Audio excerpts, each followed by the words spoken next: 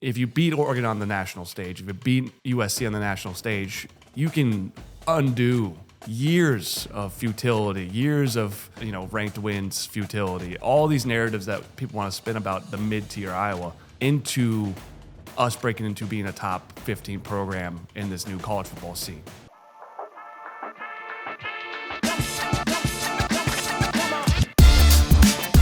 Welcome back to the ANF Podcast. Today we're going to cover Iowa's dominating victory over Minnesota. Without further ado, we're just going to hop into the top play of the day. So this starts off with a 21 personnel look from Minnesota against a squat corner cover 3 look from Iowa. What they're trying to set up is very similar to what we saw against Rutgers when Carson Shire was almost beat over the top with a wheel route to the short side of the field.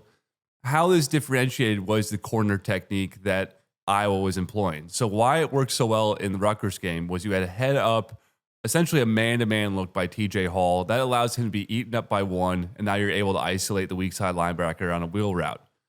How this differed and why this has been such a significant change with adding Zach Lutmer as your 4-3 corner is now you are able to play the influence game. And this was the perfect example of how an influence game can operate. The Gopher coaching staff really did Lindsey no favors by not adding a play action fake to this. So at the snap, what they're trying to do is eat up Lutmer with a post route from their tight end. Why this isn't as effective as the Rutgers play is it's not a receiver. So he doesn't have vertical pressure on him, and he's able to pass this off to X. From Lindsey's perspective, he sees Lutmer take the vertical route instantly. He's also lined up a little bit on the inside. So his eyes immediately go to Shire. Shire gets kind of a natural rub from the post route tight end, and he just floats one out there thinking the only guy in play is Carson Shire, and he's dead wrong. Mm-hmm. And this is an example of why eyes on the QB are such an important piece of this. And it sounded like from Lutmer's post-game interview that this was discussed by the Iowa coaching staff, and that they were trying to play this very influence game, and they got the look they wanted. And my favorite piece of this, obviously finishing the play is great, but you could see Kirk Ferentz on the game cast as Lutmer gets it, just do the point. Yeah. And I love this thing about Ferentz just going, go. Yeah, 100%. I like the design by Minnesota. It's obviously targeting the wheel route that they use against Shire, but I don't understand the usage of the tight end to be the presser deep. That's not enough vertical pressure to put on Lutmer and to scare him. I mean, he's passing him off within 7 yards going like, I'm not worried about this. I have X deep. This is not somebody that's going to, scare us like a Ross or maybe their speedster like Jalen Smith. Another note, as the return's happening, this is Darius Taylor's last play of the game. And the broadcast didn't realize this is what he was hurt on. This is the play that essentially knocked him out. But Entringer turns from safety into lead blocker and absolutely pile drives Darius Taylor into the ground. And I can't imagine that moment, Kinnick is completely alive. You're being put on your back, and Taylor goes, I'm done. We're going to run for 5 yards this game. I'm not going to play the rest of the game. And it was the quintessential Kinnick wave of momentum. And we've seen teams get buried before, obviously Woodshed against Ohio State and probably numerous other home games. Michigan State 2010. It kind of like always in like the middle of the season, like October, early November, where Iowa starts to play really good football, and then the Kirk Ferentz effect kicks in where defense, special teams, and offense are all clicking simultaneously while forcing turnovers. And we can blow you out like an Ohio State does and Indiana does. And that's what this game really looked like, to have the dominant, how many minutes? You think it was 18 minutes? 18 minutes football. And to be up 31-0 in a game that was considered to be, a pecking order game in this conference. It wasn't just, big plays, a punt return and a interception. It was really focused on the line of scrimmage dominance. And that's the only way you can go up 31-0 in the first 18 minutes of a game. Where Iowa's offense has fallen short for the better part of the last decade is when teams go ultra aggressive against you. So they play 8-man boxes and they line up and play man out wide. Our personnel at the receiver position has not been at a high enough level to punish teams for being this aggressive. Essentially, where your pressure's at is then now outside and over the top. And because of Iowa's wide receiver limitations, QB limitations, it has led to teams being able to be very physical, very aggressive, and not much return on Iowa's side. The flip side of this is you're starting to see the worm turn a bit in this space. So the first play we'll demonstrate this with is Caden Weegen's RPO. So this is your kind of your change-up 8-man pressure or 8-man box look by Minnesota, where you have off coverage from your outside corners with an 8-man box. Iowa does a really good job. It's a funny play to look at because it's one of our counter looks, and you almost get illegal man downfield by how far your tight end and tackle take the play side D tackle. They take him to 4 yards, within a second and a half. And it almost cost them because it's such a dominating block. It could have been a touchdown in the run game. But what you do is you get Weegen isolated on a quick out route to Nestor. And this is really where Weegen has established himself as the alpha of this receiver group. And this is where true number ones demonstrate their talent is if I can have a one-on-one matchup where I can catch the ball and square up to a guy, if I can beat that guy, we're now in great shape. And their step to start doing risk calculus was where I can't play off coverage in 8-man because if he gets the ball, he could go for 70. Mm-hmm. The next look of this is an 8-man box with man-to-man press man out wide. And this is really where Iowa struggled. So where Iowa goes with it is you have a 12 personnel set. You run your inside shotgun fake where you have eventually a 7-man protection. So you're setting up for Gronowski to have a long developing play. RVZ runs a corner route. So why this works so well is against press man, the first look you're fearful of as a press corner is the slant. And why it fits so naturally is when RVZ runs this original slant motion, he runs it like close to about 3 or 4 yards. Nestor has a natural tendency in press man slant looks to kind of fall to that backside trail position where he wants to eventually come underneath it and be able to get a hand to the ball. RVZ then breaks it vertical, and then the last cut is to get away from that single high safety, so then you actually break it to the corner. It's called a corner route for that reason. And this is where you can really start to see RVZ's strength and development have come to fruition. It's pointing out there's such a giant jump for young receivers to make the strength and then also technique and hands all take a huge leap from year 1 to 2. It's a very subtle technique, but when you're in these press man situations, you wedge your elbow to your hip, and then you go to their hip. It's almost like you're playing a basketball slide technique. And he's able to just press Nestor ever so slightly to the ball, show late hands, and then catch the ball. And this is the final evolution of Iowa football, is having downfield receivers who, even when they're covered well, they can make plays in the end zone. And this is where, Indiana's had so much success. Is okay, yes. We're not the most, athletic guys, but if we can get your head turned and be the stronger guy at the point of contact, that's really where, he could separate himself. And this fits into Gronowski's strengths. This is the exact ball we saw for 4 years at South Dakota State. And it was always thrown to the Yankee twins and Wilde, Kraft, and his larger tight ends. 6'4" targets, 6'3" targets. And that's what RVZ replicates. And if this is Anderson or Phillips or Gill, he doesn't throw this ball. You would not throw this type of jump ball to a smaller receiver against a bigger corner. And we've seen how Weegen's been broken out in this utility role, jet sweeps, creative ways to get him the ball. This is the last evolution, is downfield passing to RVZ that fits Gronowski's scheme. And it fits his arm talent. He's going to load for a while, but when he does put it on him, it's, he puts it on his back right shoulder and gives him the chance to make the play. And I think that's where, if you want to make a leap into beating Oregon and having competing for these last 4 games, truthfully, you have to have this be a call that you can make 2 to 3 times a game with RVZ or Anderson kind of being the key components of that. We obviously see Anderson have another touchdown opportunity earlier in the game, but that's where, if you're going to be forcing hands, and that's what you did. You talk about forcing hands into an 8-man box, a single high safety and press man, you have to challenge them deep for 40-yard touchdowns. And that's the only place you can go. It's the only option. Yeah. And we saw against Rutgers. We ran those type of concepts on first down because Rutgers was already committing to it.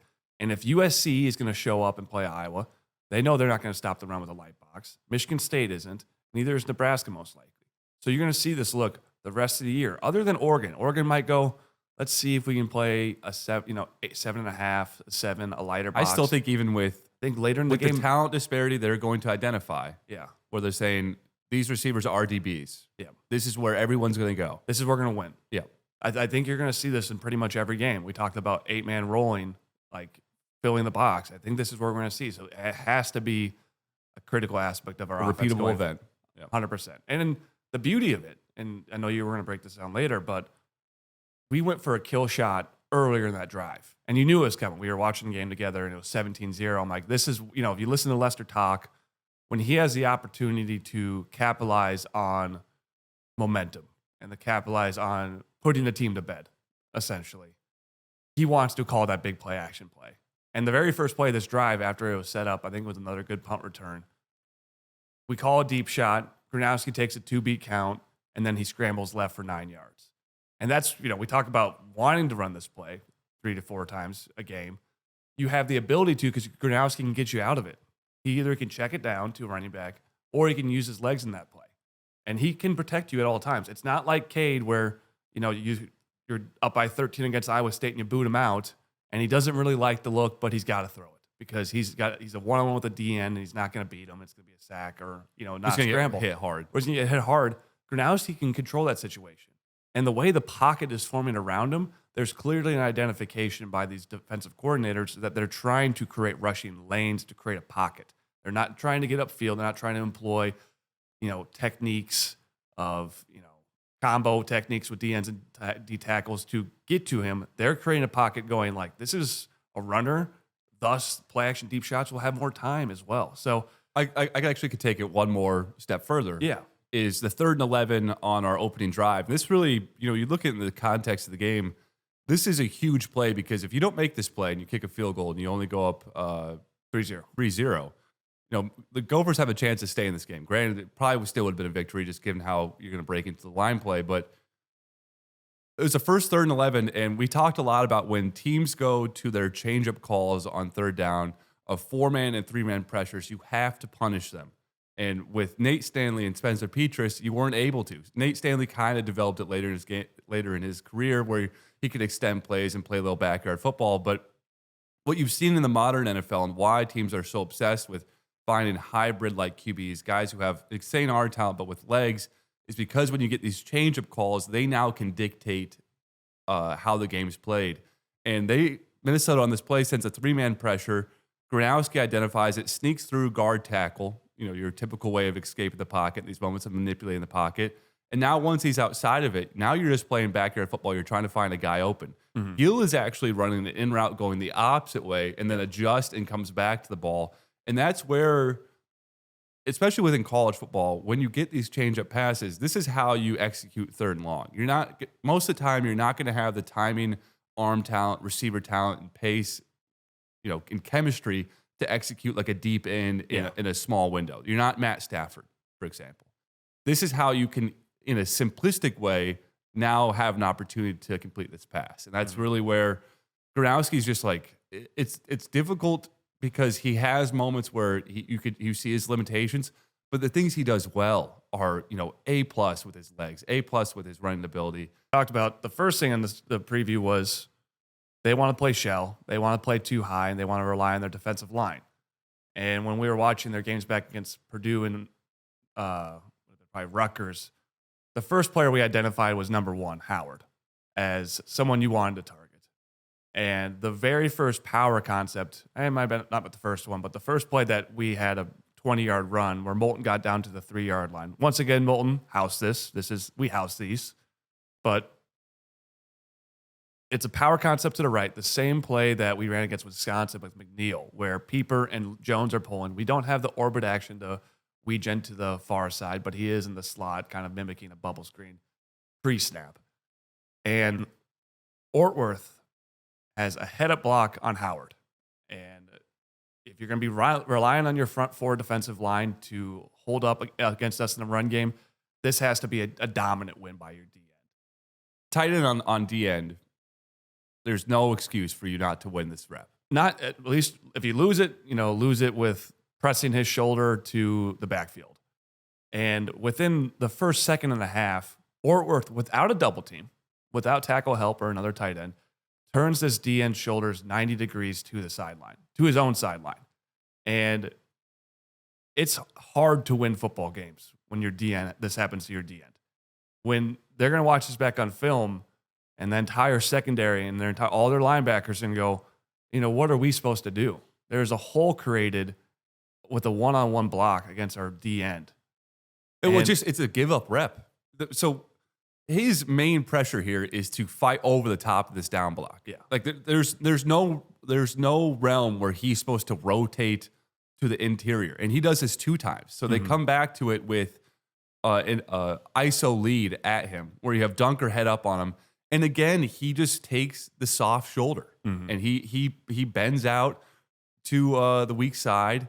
Yeah. And then also on the same play, you see Pieper and Logan Jones execute a perfect double team that demonstrates exactly what type of wash you're trying to create. Yeah. And this is actually another piece that I want to break out is as teams move to these 8-man boxes, the double teams to create wash become a huge piece of this offense this offense because you're able to waste backside defenders because they can't get over the top of this wall. Mm-hmm. And with this double team that moves up, you see their backside safety and backside linebacker unable to get over the top. And it really sets up a one-on-one with Moulton where, again, Moulton, man, these are some well-blocked plays. You're getting as many yards as the play allowed. You really need to start making some guys miss, making some plays at the top of these runs. Yeah. And, we talk about wanting to compete in these last 4 games. We'll do a full breakdown after this. But, offensive line depth is still going to be a key aspect of this. We have Dotster in the wings at tackle, which is important if, we lose one of our tackles. But Leighton Jones was brought in to play for Bo Stevens in the second quarter, maybe even first quarter. And there's a play where it's a power concept to the right, and this is almost solely to call out his performance in this play. But Leighton is pulling to the right. 11, they play their crash technique we talked about in the preview where he's going to shorten the hole. Right when he sees a down block, he's going to try to climb to the right and then create, a pileup, essentially, where the hole is going to be. And Leighton hits him originally. Large is falling behind him and plants him as a double team plant. And you have 2 guys blocking 1 edge defender. Truly, this play should not work. You've kind of messed up your assignments. Large should go find work elsewhere. But this creates such a massive humanity being thrown back into the linebackers. They have to bubble around it. Similar to a wash play of a double team moving up to a linebacker. There's just a guy just going for a ride by you, and you got to get out of the car. They made the hole, yeah. Exactly. You made the hole. And he goes skidding on the ground. Yeah. That's a play when that happens to you, don't forget that. That's like my junior year of football. I went out to block Bo Bauer. He was a sophomore at the time, and he hit me so hard that I went lateral and flew back into the line. Yeah. It's like that's when you get put in that mentality, you go full lobster brain. Yeah. That's just where this team got to. And if it wasn't 31-0 and Iowa didn't have to show any more scheme, this legitimately could have been 60-0. That's the difference in physicality. There was an ocean of difference in physicality. Yeah. And I still think Minnesota played well, hard down in the second half. I did not expect them to hit as well as they did in the third quarter and to hold up as well as they did in terms of our general run plays weren't that successful in the second half. They had some pride late in the game, but early in the game, the energy wasn't there, and obviously the physicality from their DNs was not there. So last play I'll break out, and it actually fits in really well with what we just broke out with the Leighton Jones. So it's an under center reverse look, and it sets up exactly how you just described it. It's Leighton Jones on the left and Large on the left pulling across the formation. So you think you're seeing that power look to the weak side again. The really interesting aspect of this, I guess it's not Large, it's Ortworth, is there's a reverse coming backside. So what this D-end and play side linebacker see is they see a down block and then they see 2 individuals pulling away from them. Both flow over the top, expecting to have to add bodies to the front side of this. You have Weegen coming on a reverse, and actually Ortworth gets to basically head up on the QB and then reverse his course. It comes back to be the lead blocker. The other aspect is you have Logan Jones and Pieper. They're both ever so slightly sneaking to the play side, and Jones actually comes down the line and then it is able to act as almost like a reverse pulling guard. And it hits so beautifully. I think Wisconsin hit this on us in maybe 2018 to not essentially put the game away, but took a lead late in the game. This is very much a Bud Meyer call. You see all the power concepts you see are, I think Bud Meyer's babies. This is very much an old Wisconsin reverse technique. and it hits really well, and it could have went for a touchdown if you had Weejan break another tackle. Last thing I'll touch on, then we can move to defensive reps because defense. I got one more too. If this is not the one I'm thinking of, is that Weejan screen.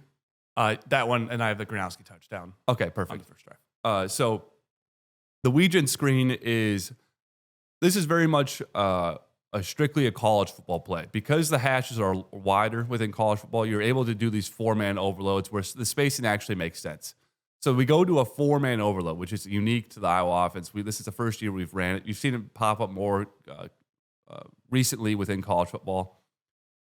You fake a bubble look to Weejan, and why this is so effective is against zone looks where you do these massive overloads, they're wasting bodies on the opposite side. You have a corner and safety being wasted to the short side of the field.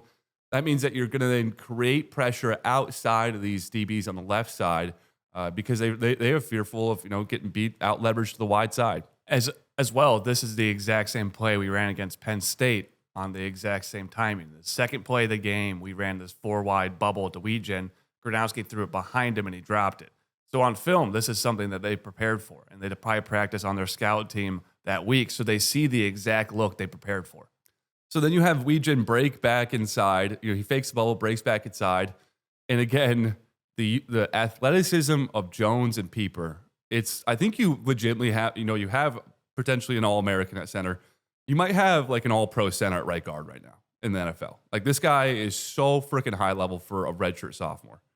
But so Pieper comes down and hits maybe like a 10 out of 10 screen block. And Jones then tops it up with an 11 out of 10 screen block. And Weejan this is a great demonstration of how he has altered his running style and why he's become such an effective player in this offense. Is when he's in traffic, he is now running more like a squatty running back. He's picked up, I need to be balanced. I need to be able to be strong with the ball. And now he's starting to break arm tackles and pinball around. And that's just the evolution of this team is you have so many talented players getting better as the season goes along. I mean, even the goal line play that we'll break into it reminds you what NFL teams run. It is that orbit motion we always see Weejan run where he can fake either way. He comes from the left back to the right, and then right when the play is about to snap, he banks left, ball's hiked, and he kind of hides behind the entire offensive line and Gronowski. And Nestor is in a one-on-one man concept with him. And so he's trailing him around the field. And right when the ball is snapped, Weejan looks like he's breaking left. And Nestor just runs to trail him. He turns his head thinking, I'm about to get screened from all these guys on the left side. I need to just get on my horse and run. He doesn't even track Weejan, and he goes the completely opposite direction. So when the play starts, you've lost your man defender just through your orbit motion that you've created. And then it turns into a really creative run RPO option where they're leaving Anthony Smith, the right DN, to crash down. He kind of works his way back into the play because he's a good athlete. And the tight end on the play side shoots out to the right. And clearly, Minnesota identified Gronowski's legs in the red zone. They've assigned number 19, the backside safety, to solely look at Gronowski. His eyes are on him pre-snap. Post-snap, he's looking at him again. And he's like, you're not going to come off backside C on these read options.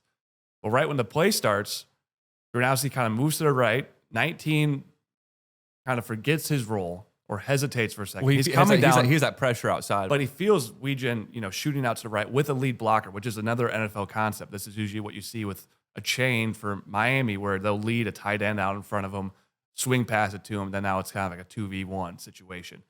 But Gronowski pulls the ball up and kind of gives a fake hesitation, almost like a point guard faking a pass. And 19 just takes one false step, and Gronowski cuts it upfield for a touchdown. And it just highlights like Lester's ability to scheme in the red zone. It's such a creative motion to create this look. And then the personnel to run it in the red zone as well. To go up 7-0 in this game using Gronowski's legs, scaring the crap out of him with Weejan, having a corner run the opposite way. There's a lot of things working on this offense. And I think if we're done breaking it down, to summarize it right now, you have an offensive line that's probably playing the best in the Big Ten. Like, I would have a hard time saying that Oregon, Ohio State are ahead above this offensive line. And then you do want to lean that way a little bit. But pass pro's been so good too. And it's probably good for Gronowski's legs. Yep. You have 4 deep in the running back room where you feel comfortable giving 4 guys the ball. You have Weegen turning into this gadget player that is legitimate. Like, it's not like some cute Iowa receiver gadget. This is a guy that is a true gadget player, like would be used on teams trying to contend for titles. They would be like, let's get this guy the ball in creative ways. And the last evolution truly is just the passing game. I think Gill is still a really formidable piece in this, just super consistent and not brought up enough. Obviously made the catch on that 3rd and 11, but that is all we're missing is that 20-yard pass, deep ball that's going to be putting pressure on them vertically, because the horizontal pressure and the personnel in the box are going to compete at a very high level the rest of the season. And that's where it sits. And, we'll see where it goes, but that is for Iowa football to feel like we have top 10 personnel in the box. That is very exciting, because now a defense that's slowly improving over time, a special teams that's always there, and a Kirk team that's not going to make mistakes. So you're going to have to bring... And the care level, I think what Iowa's done better than anything demonstrates in this game is they identify care. Mm-hmm. And that's where these guys continue to get better, because they're putting in the work, they're learning the scheme, and now you're just like, this 18 minutes of football was maybe the best in the nation this year. Yeah. And that in all 3 phases too. And that's such a moment for Kirk to just look back and like, I know what I'm doing. Yeah. You clearly know what you're doing if you can put together this 18 minutes. Yeah, you'd be hard pressed. I think you probably could find 18 minutes from Indiana against Illinois, and that's probably it. Probably Ohio State in there somewhere, maybe in Alabama. But you played the best quarter and a half in the country, and you're unranked, which is funny. But yeah. I think that's a good way to stop the offensive breakdown and move into what we saw on the defensive end. The ANF Podcast is sponsored by Eye Surgeons Associates, proudly serving Eastern Iowa and Western Illinois for all your eye care needs for over 40 years. Next time you're looking for an all-inclusive beach vacation, consider Via Puesta del Sol or Via Puerto Escondido, both of which overlook the Pacific Ocean in Ocotal, Costa Rica, providing an exceptional all-inclusive experience for your family and friends. Visit their website, linked down below, for more information or to reserve your trip today. So first one I want to break out is the Bryce Hawthorne rep, which is the rep of the year from the defensive line. And we broke this out in the Phil Parker defensive breakdown, but when you can line up in four-man fronts with light boxes, really the crux of this defense is how well can these guys move down the line and move their players. Traditionally, you don't really want to move them vertically, but if you can take the man with you, then you're in great shape.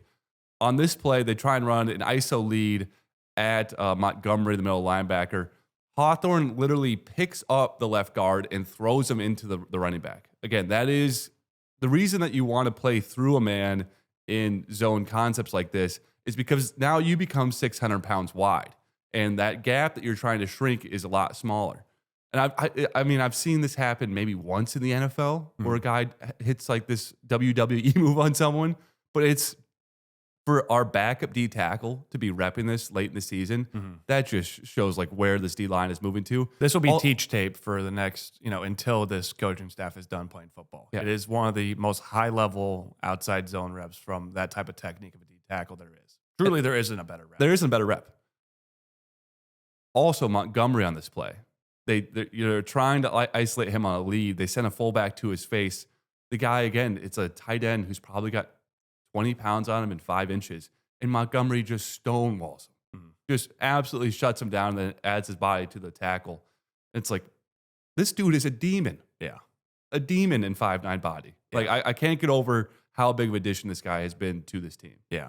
And I think the best way to exemplify, like, when Iowa and Minnesota play each other, what is the essence of this game? They're trying to establish the run on the Minnesota end. And it all comes into, they're down 17-0. They just throw that pick. They're like, let's just protect Lindsey for a moment here. Let's just settle into this game. And they run a 12 personnel ISO lead. The same play we said they ran against 10 times against Nebraska in the second half, where they're going to settle into this game. And we talk about that huge wash you generally see with the Minnesota line, where they're going to drag you 4 yards downfield play side and have a cutback lane. And they call this ISO lead to the right, and there is zero movement. Not one offensive lineman gets a quarter yard downfield. And X comes from a too high set. So we're playing a light box. We're playing 7-on-9 in the box. There is no movement, and our safety has obviously that alley run we've developed over the years, but it's the easiest alley run of his life. There is one gap for him, the gap that was pre-assigned, in his pre-snap read, and he fills it right at the hole. And it pans to PJ like almost immediately after the play, and he's just chewing his gum really hard. I think we were laughing so hard. And he's staring over. down a team where he's like, we're losing by 30, 40. Because when you are in a desperate mode, trying to run the ball, trying to protect your quarterback, and you go for 0 yards, 9 for 7, it's over. Yeah. And that's what, even if all these plays he made, all the explosive, pick six, punt return, that was going to be always an aspect of this game, was Iowa's dominance of the defensive line. And I think another thing that exemplifies the difference between Iowa and Minnesota this game is Jalen Smith's block on this. So he's their star freshman receiver. He's like a sophomore now, redshirt sophomore. Is he? Yeah. Oh, well, that was close. But he has the crack on the play side safety. So his block is X, and X does a great job of moving quick to it, but his eyes aren't anticipating a crack block. Smith has a hell of an opportunity to put one through his chest and get a decleater, and he just kind of waves at him. Yeah. And it's just one of those moments like they just were not about that action. Yeah. The defense was not ready for it. The offense was not ready for the physicality. They were just playing catch, and Iowa brought the pain, and that was what really separated them. I think it's crazy for a standing separating game. They come in with momentum, and just to jump them the way that we did. So the thing that we highlighted in the pregame was with Lindsey, you don't have a mover at QB. So what's that going to set up from an Iowa perspective? What we saw was then 2 high looks with 4-man pressures. And why that's so effective is now we can play our coverage game. We talked about that change-up call where we're going to go passive alignment. We're going to force your QB to be either hyper on time or he's going to have to extend the play. And he just had no ability to extend the play. So on this play, you have what looks like at the snap a man-to-man 2 high look, which is very common for Iowa to run. You have head-up corners, eyes on the DBs, and you also have a staggered look at your slot corners. So it looks like they're trying to prevent pick routes. It's your typical man-to-man look. They are going to counter with a runoff from their 3 receivers to the right and a drag route across the field, essentially trying to set up a play where you have Smith with Lee trailing him and the full field to play with. Iowa flips it at the snap where it actually is a match look where if these guys take vertical, the DBs take vertical, but you freed up your 2 middle linebackers to play, essentially middle of the field zone, but they're just going to flow to wherever Lindsey's eyes go. Once the play is snapped, you have the linebackers just flow straight to the center of the field, take away the drag, and now Lindsey's in the quagmire. It's like, okay, I need to extend this play. You get a 4-man win from your D-line against their O-line, and you get a sack. And that is the demonstration of why you really just don't like statue QBs. And although Lindsey has an ocean of talent, he's going to face a similar issue going forward against Iowa's. Okay, if we don't need to account for you in the scramble game, our life gets a hell of a lot easier. Yeah, and it changes how we can deploy pass rushes too. You're always so worried about, we talked about that pocket you're trying to develop around Gronowski. There is no concern of getting vertical and passing him by. Him stepping up in the pocket and creating something with his legs or extending the play. That's actually kind of what you want. It's what you want. So now that changes. I remember against 2019 Michigan, we had Stanley back there. It was a critical 3rd down, and both their DNs took inside moves. So you're hoping he bails the pocket. And that is outside of fundamental football. The last thing you want to do is have both DNs make inside moves. They both win because our tackles are not expecting that. And Stanley is sacked without even breaking the pocket. And that was a play where you have to have a mover, because if every single defensive lineman has an in and an out, they have a 2-way go on every rush, the D tackles feel comfortable getting upfield. These offensive linemen go from, I have to stop their speed rush and maybe a bull rush against me, but they're not going to go inside against Gronowski. So I've kind of eliminated myself to only 2 types of rushes I'll see. And you won't really see the arcing rush either. Yeah, and you won't see a lot of stunts either. So legs really protects your offensive line and pass protection. Well, I mean, that perfect example of this is Max Llewellyn's strip sack in this game. Yep. He gets on, I think it's a 2nd and 10. He takes a wide angle rush because he's not under threat of guard tackle scramble. Yep. Last 2 things I want to break out, and we can break into this season, predictions, where this is going.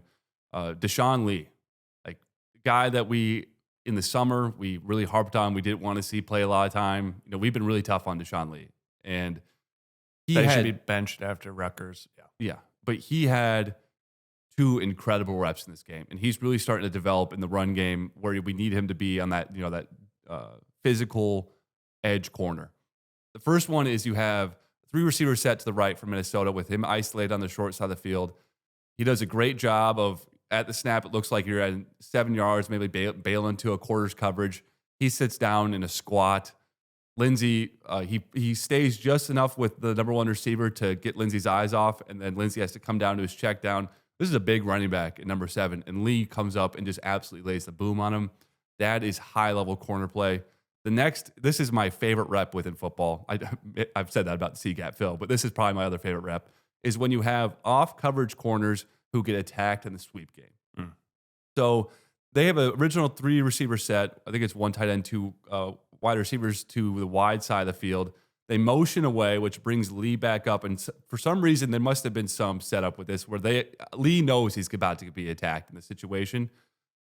They crack with their outside receiver, and then they loop their tight end around. So now it's Lee versus tight end with a sweep to his face. What you do as a DB here when you're facing a man bigger than you and a tight end or guard is you want to drop your center of gravity to below their hip. So this is an insanely athletic rep, but this is how you do it. Is you get your shoulder to their hip, and these guys can't bend and get to the same distance that you can. So then you can sneak underneath, and then you pop up and you make the play. And Nestor did this exact same set against us, but Lee's rep of it is just perfect football. And that's where you're seeing this patience of development really come to fruition for Iowa. Lee is not your quintessential recruit. Mm-hmm. He's a smaller guy. He's got great speed, but he's just not able to be physical. Most teams want to identify him as a physical guy, but this rep is just 10 out of 10 physical play. Mm-hmm. And that's I love to see that Lee's getting to this spot. It's a really high high praise for him. Yeah, credit to Phil for sticking with him. I think that's something that now you have a senior playing senior ball. He's getting down to the last few games of his career. Actually, I think he's probably redshirt junior still. Junior, yeah. Yeah, but he's still getting to the last year and a half of his football, and he continues to grow. And that is all you can ask for. But I think it's time. Any other plays you want to break down from the game? Obviously, when you break down a game like this and you've won 31-0 in the first 18 minutes against a rival, the excitement is insane. Like from us, every single play we're breaking down is like, what a rep. And it's like 10 individual contributors making great plays. Scheme's working well. Clearly, everything's firing on all cylinders. And now you go into a bye week, and we just sit on this win. And now you're staring down Oregon at home. And I think since probably 2018 was the last time we felt this confident in a team that still had expectations or something to win. 2020, obviously, down the stretch of that season, we felt super confident in that roster. Both offensive lines and defensive lines were dominant, and we had a lot of skill and really good defensive play. But 2018 had a similar kind of stretch where we fell short early to Wisconsin, but then we rattled off wins against Maryland and Indiana in dominant fashion, Minnesota in like a 40-point fashion. I mean, it was like a high-scoring game, but we scored 40. And then I think we ended with like a 27-0 win against Maryland. And I remember breaking out the roster right after that game on my iPhone notes and look at all these young guys. Look at how many talented players there are. And you look at that team now, it's like Hawkinson, Font, Alaric, Wirfs, Geno Stone, Amani Hooker. I can name a few more players. ISM. Oh, and then the DNs, Anthony Nelson, Epineza, Chauncey Golston. It's like $300 million of NFL contracts on that team. And then they lose. And then the next week they play Penn State in the critical game of the season. Truly, everything's on the line. Big Ten title's a legit aspect of this team. You look at that type of roster.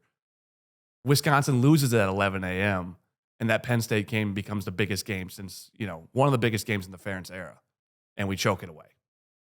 And then we choke away against Northwestern. And then we choke away against Purdue and then Northwestern. And that season just kind of falls flat. That's the last time we have ever paired a team of this type of talent with expectations. So that was 7 years ago. It was 7 full seasons ago. We we talked about the opportunity to be excited about this team and like, this is going to be a really fun 6-game stretch. Now it's time to be greedy. Like, Iowa has the opportunity to accomplish something here. There is a narrative that's been negative around the Iowa football team for a long time. And you get a home game against Oregon where it's going to be arguably the biggest game of the week, a showcase of this program, a showcase of Kinnick, a showcase of the state. And then the next week you go to at USC, who also is this darling program that's been ranked the entire year, obviously has all of the accolades behind that program as well. And you have back-to-back weeks to prove out where does Iowa sit in the future of college football. And after this type of performance, it is really hard not to be excited about where Iowa sits with Lester, where it sits with this personnel, where this offense is heading. Now it's time to capitalize on that. If you beat Oregon on the national stage, if you beat USC on the national stage, you can undo years of futility, years of unranked, ranked wins futility, all these narratives that people want to spin about the mid-tier Iowa into us breaking into being a top 15 program in this new college football scene. A team that's treated like a Utah, treated like those fringe SEC teams where they're like, hey, we should still consider Iowa around like 16 here because their line of scrimmage is so good. And if you do fall short against Oregon and USC in some manner, and you don't end that unranked streak and you don't capitalize on this roster, it's going to feel like 2018. It's going to feel like we missed out on capitalizing on this. So it is a super fun game to be hyped for, but also be greedy and have expectations that we kind of need to win this too. It's not just, I hope for a good game. If we want this program to go where we want it to go, you need to string together a one-on-one situation in this and look competitive in both and look like you can score in both, or 2-0. And if that happens, there's a 2-0, you enter into a realm that I don't know if Iowa fans, like, you're going to have to form, new neural pathways if you go 2-0 here. Truly. But in the end, this is a beautiful time period for Iowa fans. We were dead in the water post Indiana. You were truly, is Gronowski out for the year? We're not going to have any meaningful games left the rest of the year. And now you have Oregon at home coming off a bye week. And you get 2 weeks of excitement, 2 weeks to build up. And there's going to be selling from pretty much any writer at Iowa. Anyone in the nation is going to be circling this game going, you get Iowa in a massive game at home against a really talented team with the playoffs on the line. And to say that in November, it's everything we've ever wanted from an Iowa football season. You want to be playing meaningful games in November, and you got a team that has shown some inability to handle physicality, and it's going to be the first time stepping into Kinnick. And what a moment to demonstrate what Kinnick is to the whole world. 100%. Awesome. Well, excited for it. We'll do an Oregon preview next week, but until we see you then, go Hawks. Go Hawks.